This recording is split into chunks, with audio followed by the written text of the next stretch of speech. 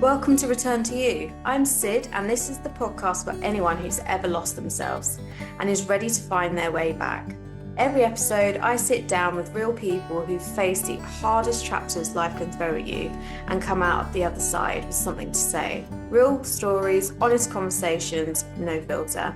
Whoever you are, wherever you're at in life right now, you're in the right place. Let's get into it. He told me that I would never be, do, or have anything good in my life because I was leaving home. He told me that I would never become anything great, that I would not be able to go to university, that I would not be able to have a good life, that just even trying to think that I could have a good life was off the table.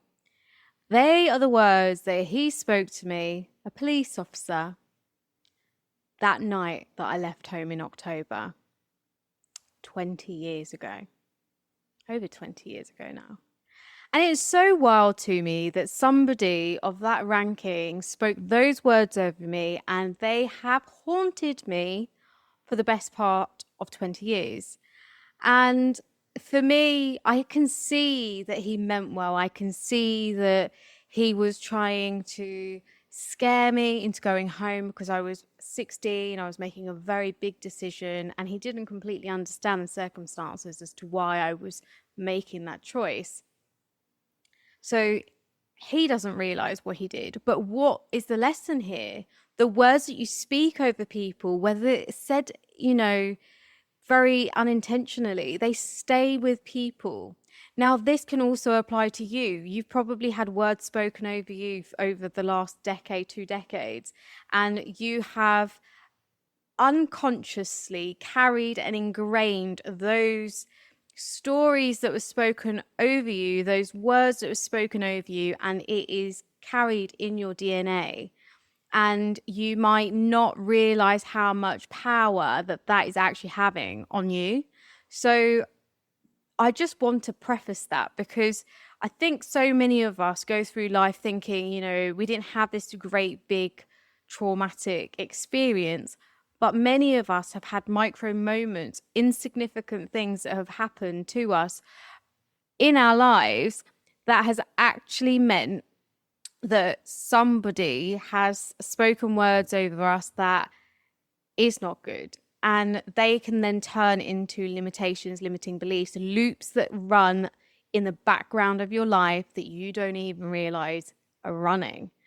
And they are the things that are running the show. They can show up in so many different ways in your life. And for me, oh my goodness, the lack of worthiness, that I'm not enoughness, that I'm unlovable, that I have to work so hard and burn myself out and bend over backwards, and then I will be accepted, and then I am worthy of being celebrated, and then I am worthy of experiencing and feeling abundance.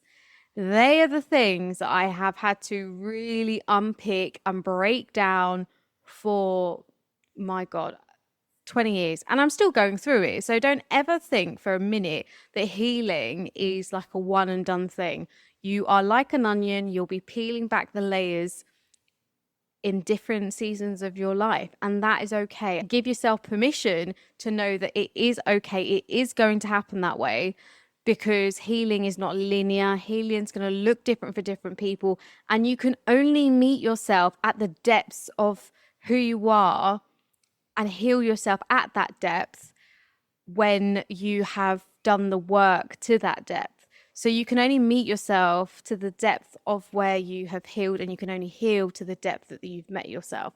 So that's why it is going to be a journey that is going to keep going round and round in circles. That night that I left home, when he spoke those words over me, and I just looked him dead in the eye, and I can't remember the exact interaction, but I just remember looking him in the eye saying, well, it's just not going to be me. This isn't the story that's going to be my story. This is not my story. And I have held on to those words since I was 16, since that very night, I have never allowed myself to be a victim of my circumstances. I have gung-hoed my way, knuckled down. Like, I was a 16-year-old girl, and the night that I left home, that morning I woke up, I packed most of my GCSE school books and a handful of clothes because I knew that I wanted to pass my exams. I knew I wanted to do well at school because I would not allow for this situation that I had to put myself in to save myself, essentially, and protect my mental health and all of the things that went along with the reasons why I came to this decision. I was suffering. I was on my ass and no one could see how bad it was for me. And I just knew that if I didn't change anything, I had to choose myself in this moment, no matter what it looked like for other people. I had to do this for me because the reason not to do it would have been far greater, far worse if I didn't make that decision. And so I took my school books and I was, by the grace of God, the universe, the higher power, there was an earth angel family that stepped in and guided me through that transition period of my life. And I will always be grateful for them and their kindness that they bestowed upon me, because I don't think I would have got through that period without them. And what that tells me is that you can be something or someone's saving grace. It can be a conversation. It can be a sentence that you speak over them. It can be a way that you show up, the kindness that you've bestowed upon them for a moment. These little things make such a huge impact. So never underestimate the power of your voice. Never underestimate the power of the words that you speak over people, because honest to God, they are the things that have saved me so many times. And I think just stop to have a conversation with people. There are so much blessings in that. I think a lot of the times when I left home, people thought I was being difficult. That was the reality. I think a lot of people in my life then thought I was playing up. But I left home with my school books. I had a laptop that I could have taken, but I didn't take that because I prioritized my education. I prioritized, right, I know I need to lock in now because I can only go up from here. Otherwise, the paths are going to look very bad. I don't know where that comes from. A friend of mine actually asked me, like, where did you find the courage to just keep moving? How did you not just lock in to have an average life?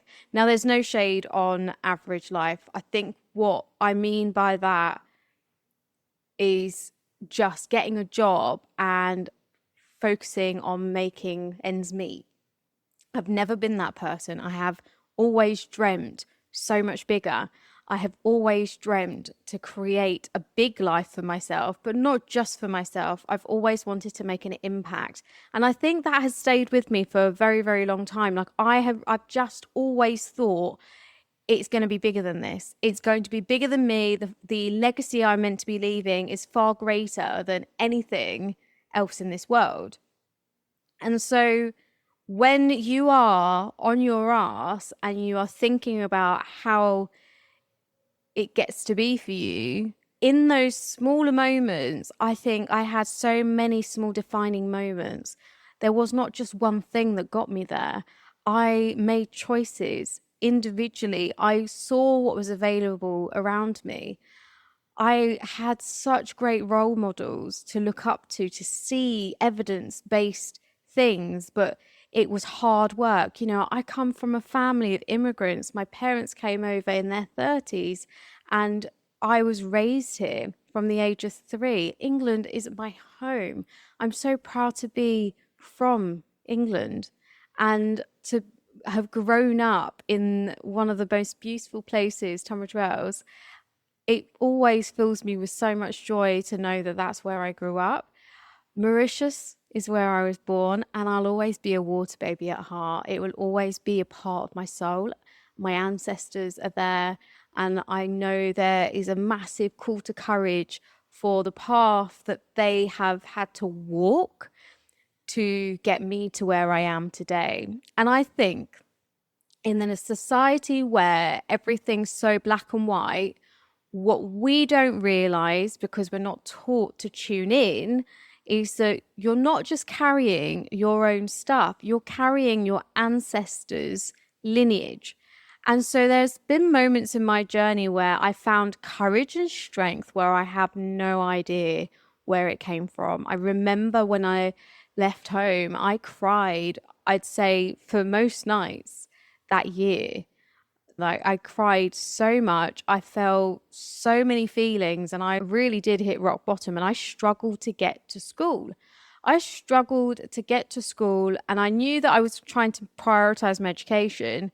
But where I got the courage to keep going and to keep moving forward, it was not coming from me. I mean, maybe it came from somewhere inside of me, but I really truly believe, like, my ancestors, my granddad, my grandma were with me on that path, giving me the courage to keep me moving forward.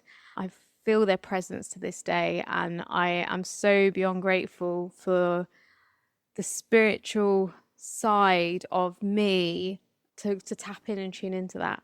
I didn't want to fail. I didn't actually know at that point what that was going to look like. I just knew getting a decent education was going to be the thing. And so I studied, and I studied really hard, and the day came where, it was a hot summer's day, and it was GCSE results day. I was stood there, envelope in my hand, absolute sweaty palms. I really didn't want to open this envelope because I was terrified of what was going to be in there. And in that moment, I think I just thought, like, my life was in the balance of whatever this result was going to be. You know, on reflection now, I've created the most incredible life for myself. And has my GCSEs played a part in it? Not really. So, you know, wherever you are in your own life, if you've not been able to get the grades, the GCSEs, the university degree that you want, it doesn't mean to say it defines you, because you can try again. You know, there is no one and done thing. You can go back and study, and you can do it again. Success is dependent on what you choose and how you choose to show up. And I think if you didn't get to go to university, I know I'm not the only one that's felt this, but for the longest time, success was wrapped up in what university degree you had. And now look, like, universities are promising people, children, kids, like, you know, in their teens to go to university, and they can't even get jobs out of it. I think about how many people I know that went to university. Probably not even 1% of those people are doing something in relation to the degree that they got. Now, obviously, lawyers, doctors, surgeons, you know, anyone that is a skilled trade like that, you really need to be able to go study hard because it's very complex. But there are so many apprenticeships now that can be done. But back then, it was frowned upon. It was frowned upon to actually go do these things in practice. And so if you are battling with your mind whether you are actually the right person for the job, or you should have XYZ to be validated to go after that thing that you're trying to work on, it's just not true. It's a story you're telling yourself, and you've got to sit that shit down and know that it's just not part of your story anymore. Like, society fed us a lie. Full stop. That's the end of the sentence. Society fed us a lie. You then became programmed to think that your success was defined by your education. Not true. Like, you can create, be, do, and have anything that you want. And this has been my biggest learning curve recently. I can do it because I have lived it. I am the person for the job because it is my past. It is who I am. It's how I've overcome it. It's what I have done with my life. Like, me now starting this podcast, it's 3 years in the making. It's taken every piece of grit, resilience, and courage and strength that I have to unpick and undo all of the limitations that were placed on me to get me to this point in my life right now, where I can show up and speak about what's happened, my truth, and how I've got through it, and how I found the courage, the resilience to keep moving forward, how I spoke life over myself and had great big vision for my life, even though I didn't have the best start in my life. Like, you get to choose how it gets to be for you. You are the author of your story. You have the pen. You get to write it. It doesn't need to make sense to anyone else as long as it makes sense to you. You have to make sure that you are advocating for yourself, because you are the only person in this lifetime, in your lifetime, that matters. And I'm just so sick and tired of hearing stories and limitations that have been put on people because of what's happened to them. You get to choose. Just because it's happened doesn't mean to say that that is your future. You get to look at what you want and then not try and figure out every single minute detail on how to get there, because the how to get there is none of your business. You just need to get clear on where you're going and then focus on the next best step forward towards that goal. I knew, having left home, that I wanted to create something big. Part of it was my ego, because I was gonna fucking show them. That's what I was gonna do. I was gonna show them. It came from anger. It came from so much hurt. Like, I'm gonna show you. I'm gonna do this, and that drove me to a degree. And it's okay to take that as the fuel, but you must make sure that at some point it doesn't become the thing, because it is literally going to be drinking poison to yourself. You need to be able to take it as fuel to build a vision, to know that you can create it. Listening to stories of other people that have overcome adversity and created the dream life, the income, the business, the dream, like, that is what you need to be hearing more of. That is what I consumed. I saw other people that didn't have great starts but still were able to create something great with their life. And I used that evidence and I honed in on that, and I focused and surrounded myself with critical thinkers and people that have wanted more and created more. I have listened to podcast episodes. I've listened to daily sound bites to get myself in the zone every morning. Like, I've become the master of my mind. And back then, my confidence was on the floor. I had zero self-worth. I did not like myself. I didn't even believe that I deserved to be loved. Like, I grew up not feeling love. And that was the biggest and the hardest thing to navigate. Like, I truly didn't believe that I was worthy of love. And because I didn't have healthy notions of that, like, I was very fortunate in many ways. Like, I was protected and I was cared for in a way that was right to my parents, but it wasn't what I needed. And they were meeting me with the depths, and the resources that they had available to them. But here's the thing, we have to give compassion, because everyone is doing the best that they can with what they have available to them at the time. And now we've got to remember and be compassionate about that. Like, I have a good relationship with my family now. When I left home, I genuinely thought, okay, this is it. You're on your own now, girl. You've got you and you, and that's literally all that's going to be. You've got you and you, girl, and that's it. And you're going to need to make peace with that and be okay that there's not going to be anyone to check in on you. There's not going to be family anymore. And it was such a hard moment for me to make that choice, because I was a daddy's girl. I was a family girl. God, I loved being around my family. Like, I grew up with so many cousins and aunts and uncles, and family gatherings were just such a vibe. Like, I was so fortunate, and I have such great memories from being a kid, being in Mauritius over the school holidays, and how vibrant, getting drunk on mangoes. Like, it was such a vibe. So losing that entire part of my life, it really knocked me, because you are then going out into the world feeling completely unlovable and completely unworthy, because you've had to make this choice that's got you here, right? And that made me realize how much harder I had to work. Like I had to really, really dig my heels in and choose not to let this define me. And I had to comfort myself whilst everyone, you know, most people have people to comfort them when you're having a bad day. Like I would share with my Earth Angel family, but I didn't openly share. I didn't let anyone in.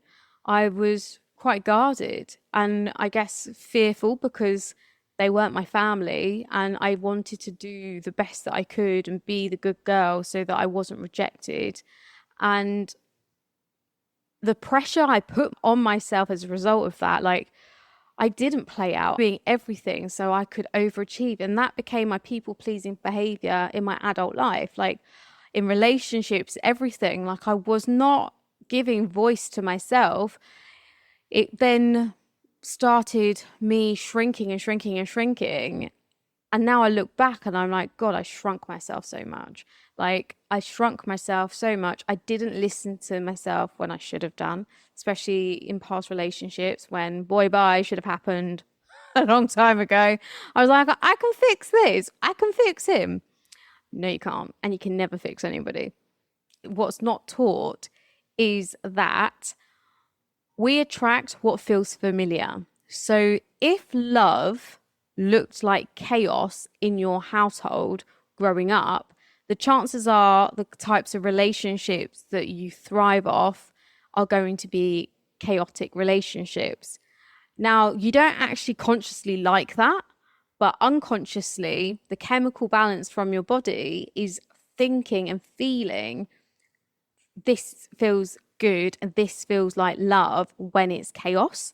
And so when you start going through the healing journey and the healing process to unpick all of this stuff, it takes a long time to regulate your nervous system to feel safe and feel love in a calm environment, because calm feels the opposite in your body, in your chemical composition to what you are used to. Now, I hope you get that. But if you haven't looked into that before, I really recommend you looking into that, because there's so much to be said about what the chemical composition that your body builds up as from learned behavior as a child. And that then transforms into attachment issues, like the kind of relationships that you attract, your values, like what you put up with, what you don't, like finding your voice, enoughness, worthiness, giving time to yourself, like all of these things, they are loops that just run in the background and you don't realize it's happening. And it's time to take stock. You're hearing it because now is the time you're ready to hear it. So when it comes to your healing journey, particularly because over the years for me, I'm like, okay, why is this coming up now? I thought I had already dealt with this. But the reality is I dealt with it, but to the depth that I was ready to deal with it. There are going to be layers of the things that you need to heal, and it will come as it's meant to. So be patient with yourself. Give yourself love. Do not beat yourself down if you feel like you're going backwards. Sometimes you just got to be pulled back to propel forward like a bow. Whenever you are met with something that makes you fall on your ass, just know that life is pulling you back to propel you forward to what it is that you're working on. You are never going backwards. You're always moving forward. You just don't realize it because you can't physically measure it. One of the biggest things for me, was I told you that seeing and hearing people's stories was a really big thing for me. So this is actually why I brought the podcast to life, because stories are what inspire people. I have had so much borrowed belief and borrowed courage and borrowed strength because I've heard other people's stories and I'm like, damn, if they can do that, so can I. They build the vision and they unconsciously, they're giving you permission to go out there and do the same. Marianne Williamson's quote is the quote that I am so obsessed with. You would have probably heard it in Coach Carter. Go look it up. It is, well, I can't remember the name of the quote exactly, but By giving yourself permission to shine, you unconsciously give people permission to shine. That is the power of listening to stories. So comes the birth of this podcast. The whole point for me and for you is to bring everyday people hearing their stories, what they've learned, what would inspire you on that journey. Some people might still be in the trenches. Some people might have overcome it and become healers. Some people might, have created something transformative, but it's everyday conversations with people. I want it to be vast. I want it to be attainable. I want every person that tunes in to be able to hear a story.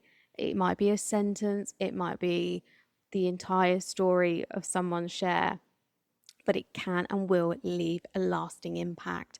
And so I want you to go about in your day to day and think about that. How do you show up in your own life? What story do you share? Right now, you might be in the trenches and you're thinking, I've got nothing to share. Totally fine. But also know that your worst day is someone else's best day. And so whilst you might be wishing that you were further forward, you're probably living a lived prayer right now, but we don't often remember that we need to check in with ourselves, see how far we've come, celebrate the wins that we've had along the way whilst we're still moving forward, because we don't measure properly. We absolutely do not measure our success properly. We forget to celebrate ourselves when we finally accomplish the big thing that we've been working towards. And it's time to get into the habit of acknowledging all of the big and the small things in your life. So for me, I never got to go to university. It was at that point in time one of my greatest regrets. I remember I went to college to do special effects for makeup and hairdressing, and it was time to apply for universities. And I was so scared to even have the conversation with anybody, like with any of my mentors and teachers, because I just felt so judged. Like I was in this situation. I was like, I know I can't go to university because the policeman told me I couldn't.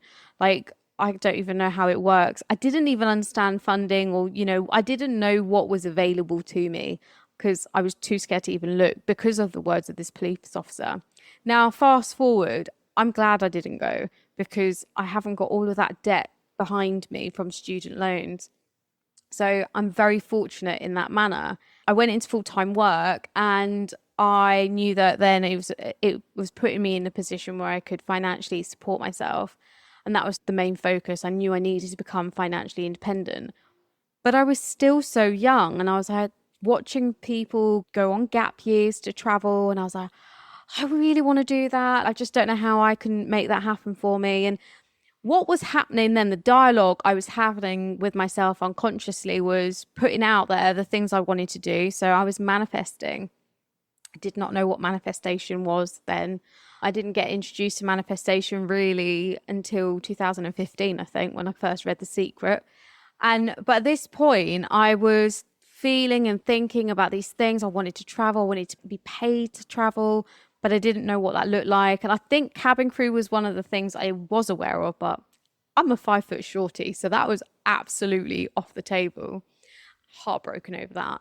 But then I was having a conversation with a woman who used to work. So I worked on the beauty floor in Phoenix, Tunbridge Wells, and there was someone there that was telling me about her life working on cruise ships. I was fascinated. I was like, something like this exists? I was so in awe of all the stories she was sharing with me. I just thought, oh my God, you've had such a great life. This sounds absolutely incredible. And I didn't really think anything of it because I just thought, wow, that's great for you. I didn't see myself in this story, but it opened the door. And then a friend of mine told me about her sister who had gone to work on cruise ships. She didn't love it, but she told me about it, and I was in. She lasted 2 weeks. And when she was telling me all of the worst things, I was like, oh my God, this sounds so good. I'm in. And so I applied.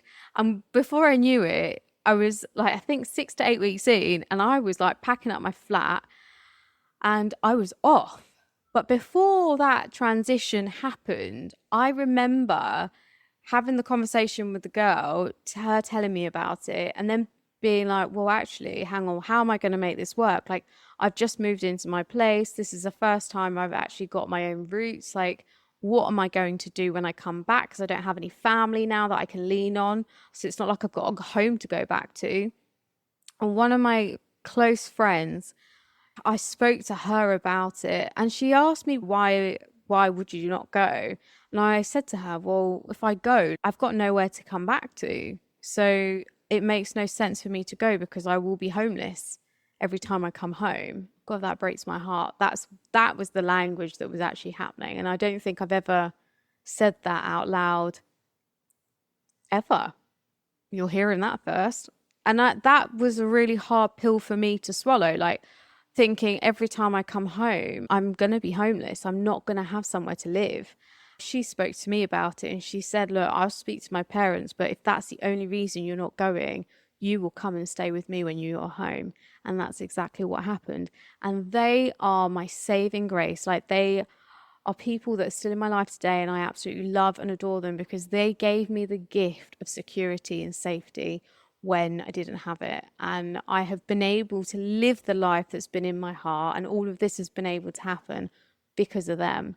And so you do not know how your kindness and your love and the way you show up in people's lives will have an impact on them. Because I think about all those people that I've just listed, they've played such a big part in my journey. And to this day, I still think about them. And to this day, I still thank them. And there are people that I don't speak to anymore. I've lost touch over the years, but I still think about them. And I'm still very grateful for the impact of the conversations and the words they spoke over me in my life when I was young, because it made such a positive impact on me. And so before I knew it, it was 6 to 8 weeks in, I would turn around. My best friend was shipping me off. She drove me to the QE2 terminal in Southampton, where I was waiting to board the Queen Victoria Cunard liner. That was my first ever cruise ship. And when I tell you, I used to get lost. I have such a bad sense of direction. I could literally get lost in a shoebox. I could never tell when, what side was the front, what was the back, what was left, what was right. I did not understand it. I could only tell if I could see outside. Then I was like, oh, we're going straight ahead. That's forward, that's back. To this day, that cracks me up. And the journey for me on cruise ships was a 5-year experience. I spent 5 years at sea. I had the greatest time. I manifested traveling the world and being paid for it. To some people, it would not look like the best thing in the world, but to me, it was everything and so much more. Like, the journeys, the places, the destinations I've seen, the experiences I've had, the people that I've met, the friends I've met. I'm so, so grateful for that season of my life, that chapter. It was just the best. It did come with, its downfalls as well, like everything does, but it was my greatest manifestation to this day. And I look back now and I'm like, wow, that was me manifesting and finding my way. And I know that my manifestation started long before then, wanting and feeling like I needed to find my voice again, which led me to leaving home and finding my way. That was also another manifestation because I felt like I was suffocating and I didn't know how to get out. So all of these things, we are at some point living our greatest desires. We just don't remember or realize or lock into thinking about that. And so I really want to implore you to just take a moment to look how far you've come. Think about the things that you wanted to achieve and where you're, what you have achieved and what you're working towards. And one of the things that I have been talking about a lot on my social platforms is creating a Big Me Up book, getting a journal where you write every single small and big accomplishment that you have achieved in your life, because that exercise alone, when you are on your ass and you don't feel like you've got what it takes and you read through all of those successes, you will see how far you've come, you will see what you have accomplished, and you will be so damn proud of yourself. And that will pick you back up. It will raise your energy, it will raise your state of mind, and it will allow you to propel yourself forward. When I came back from ships, I had no idea what to do. It was the hardest decision of my life, like making that decision to leave. My best friend said to me, "Do you think you're running away from your problems?"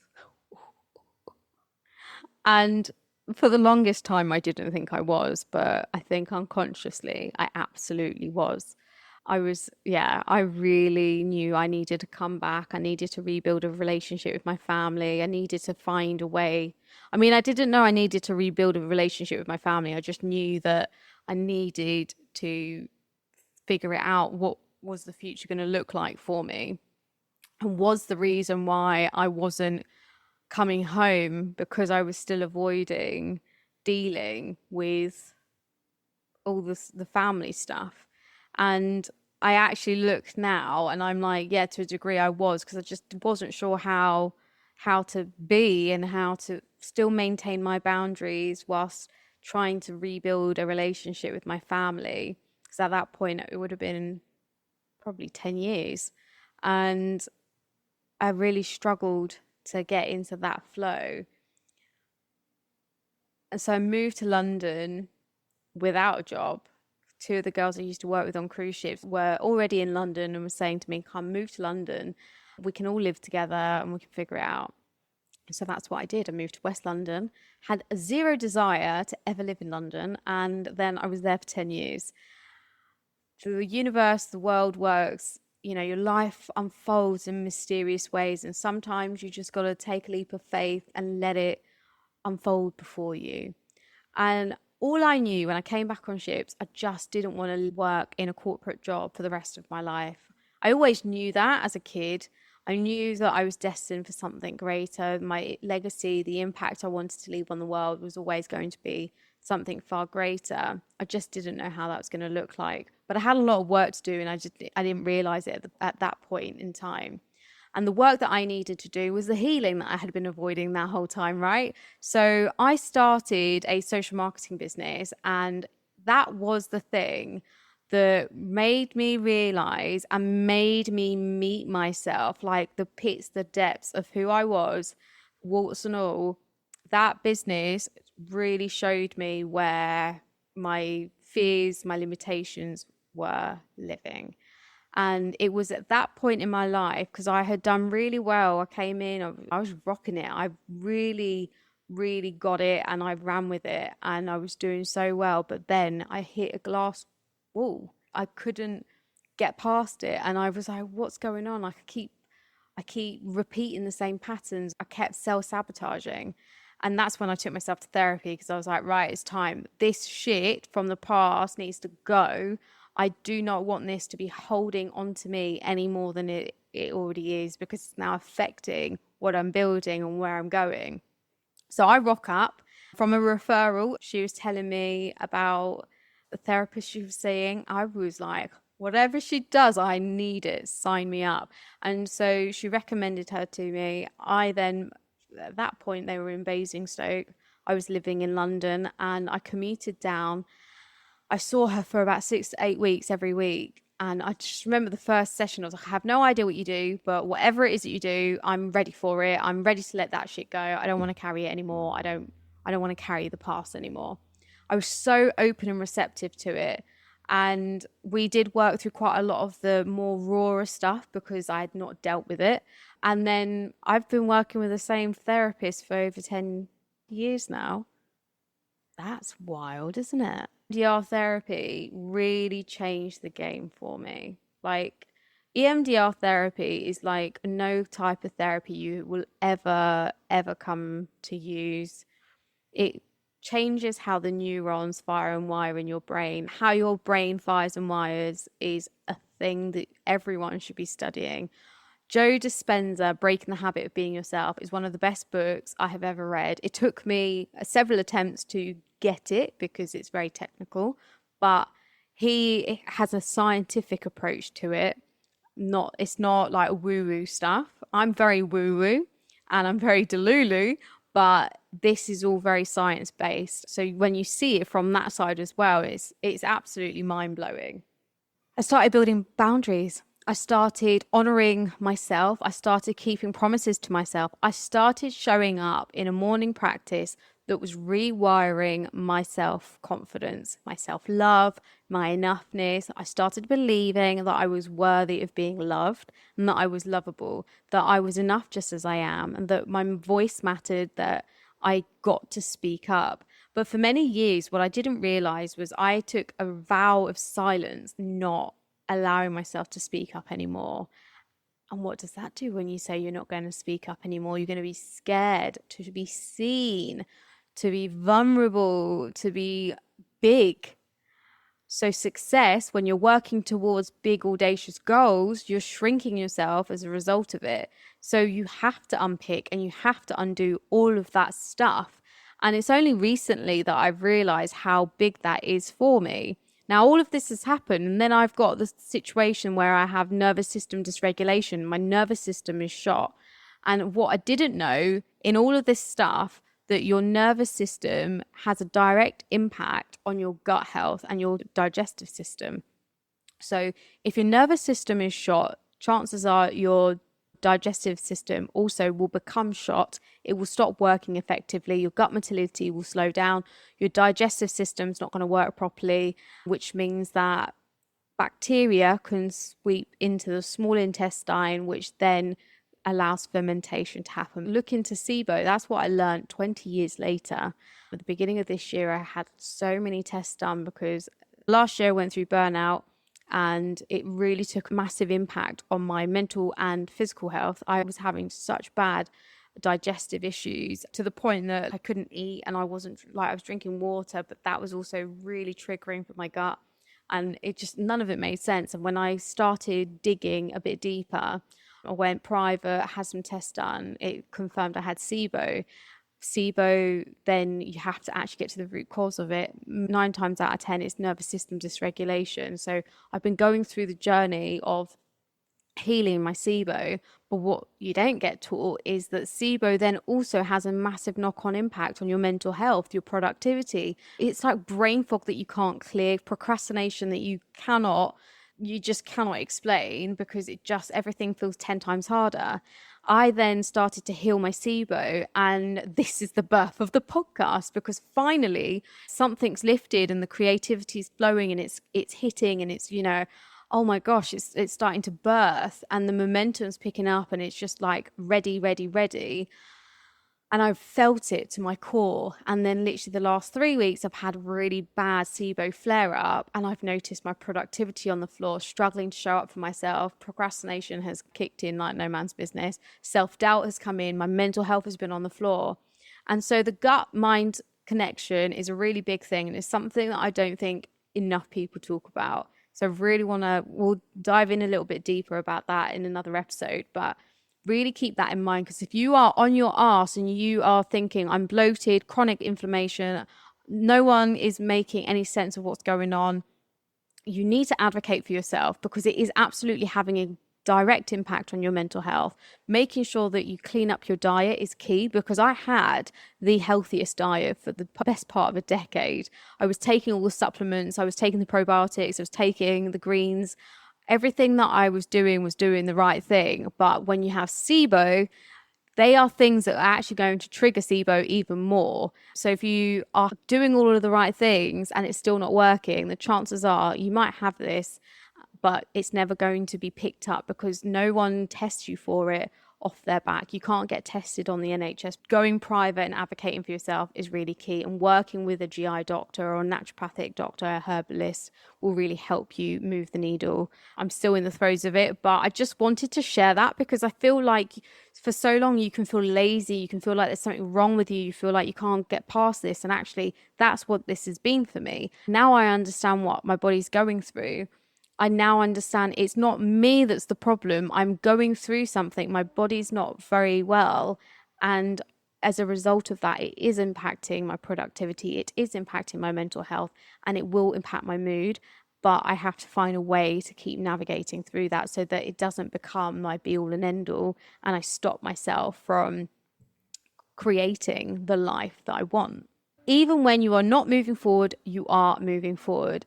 Moving the needle 1% every single day is going to compound massively in your life. Moving the needle 1%, just 1%, waking up 1 minute earlier. Maybe it's that you get your clothes ready before you go to bed, so you take one more decision out of your morning routine.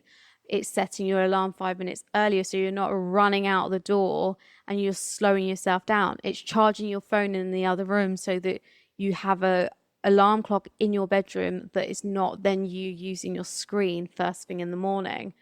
These small daily habits, built and compounded over time, will shift the needle in your life significantly by the end of the year. Small habits, that's all it takes to create change in your life. You can't afford not to prioritize yourself.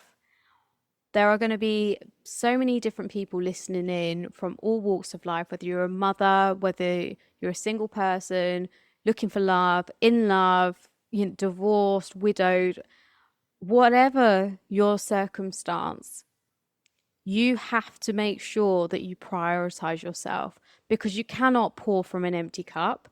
You cannot pour anything good if your cup is not full first. It has to be overflowing, because that overflow will flow into other people's.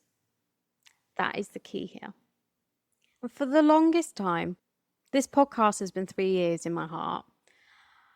And in those 3 years, I have wanted to bring something to life. I knew that there was a bigger purpose ahead of me, but for the longest time, I didn't believe that I was who I needed to be to make it happen. I didn't understand how to make it happen.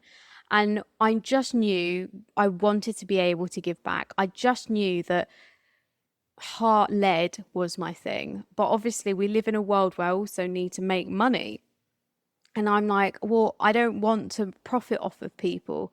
I don't want to, X, Y, Z, whatever that is. I thought it and I felt it. And then I went to a Simon Scribbs event. And I just kept asking myself over and over again the question he asks everyone: what is your dream? And I know that a couple of the girls that I worked with in my corporate job had bumped into him. So he was nearby. And I just thought, I'm going to bump into him one day. And when that day comes, I need to know what my answer is going to be, because I'm writing a book and that is not the big dream. I want to be a published author. I'd love to be a best-selling author, but that's not the big dream. The big dream is to actually make an impact. The big dream is to leave a legacy. The big dream is to be able to create a program to help young girls like me who have gone through it, arming them with the tools that they need to be able to overcome the limitations placed on them, to set them up for success, listen to their big dreams, and invest some money into them to help them get that idea off the ground so they can go out into the world and change how it gets to be for them, so that they have a path ahead of them where someone has actually built them back up so that they can get out there.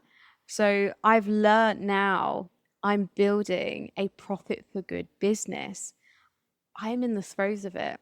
I'm taking you on the journey with me. I'm bringing to life conversations with everyday people. You're getting guests from all walks of life. You're going to be hearing the most inspiring stories. And, someone might resonate with you, someone might not. But the key here is, in all of these stories, it will light you up just a little bit.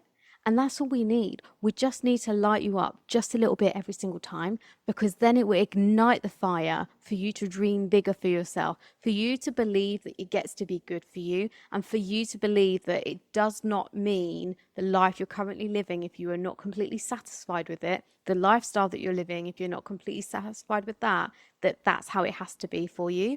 It's so important to start tuning in. It's so important to start listening to what your body's telling you. You should not be dealing with this when I get there mentality. It's now. Like, you need to make the difference now. What can you do right now? Because that will propel you forward. It will open up the floodgates of creativity and allow you to just spark a little bit of je ne sais quoi, just bring the creative juices flowing again, because you've been told to shrink down too much. and be realistic with what it is that you desire. And I'm here to tell you, we're not being realistic on my side of the world. We are going to have big, audacious goals. The community that I'm building, it is going to be helping each other, bringing it to life.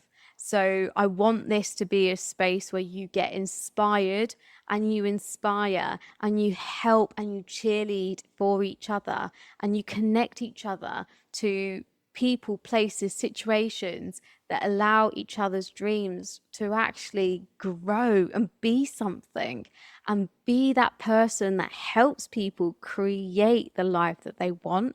And when you bring that many people together to actually make that happen, it's exciting. Like, that for me is the most exciting thing. And tapping into a community through Simon Scribs of like-minded thought people that genuinely cheerlead for you, speak life over you, help you think outside the box. Like, I love that community. That community's made me realize that I can actually do whatever it is that I want in my life, and I'm the right person to do it.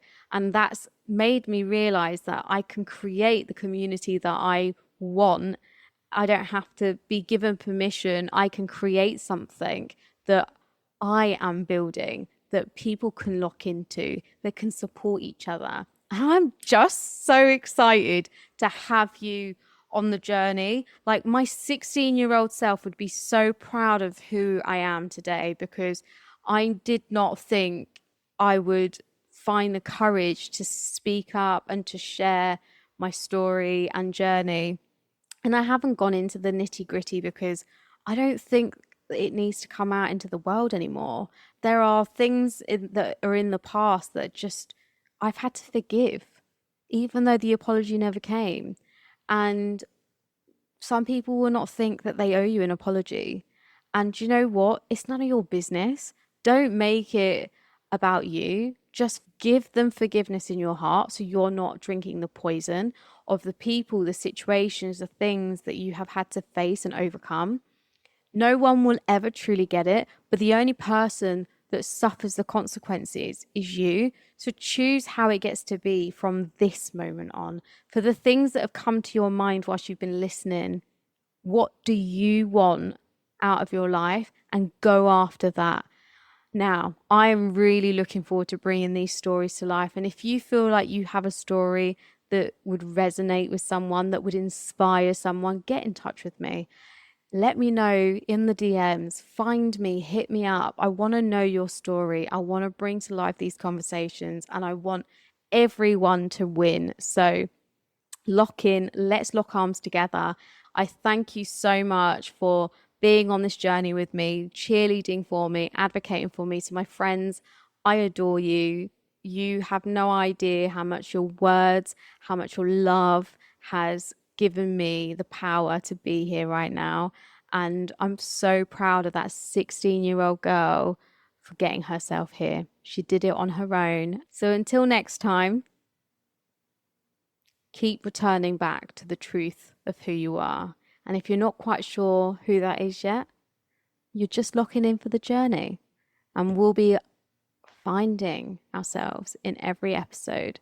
And that's a wrap on today's episode of Return to You. I hope something in today's conversation stayed with you, even if it's just one thought to carry into your week. Sometimes that's all it takes. If this resonated, share it with someone who needs to hear it. And if you haven't yet, leave a review on Apple Podcasts. It takes 30 seconds and it means everything for getting this show in front of the people who need it the most. You can find us on Spotify, Apple Podcasts, and everywhere you listen. Come find me on Instagram and tell me, what are you returning to? Until next time, keep coming back to yourself.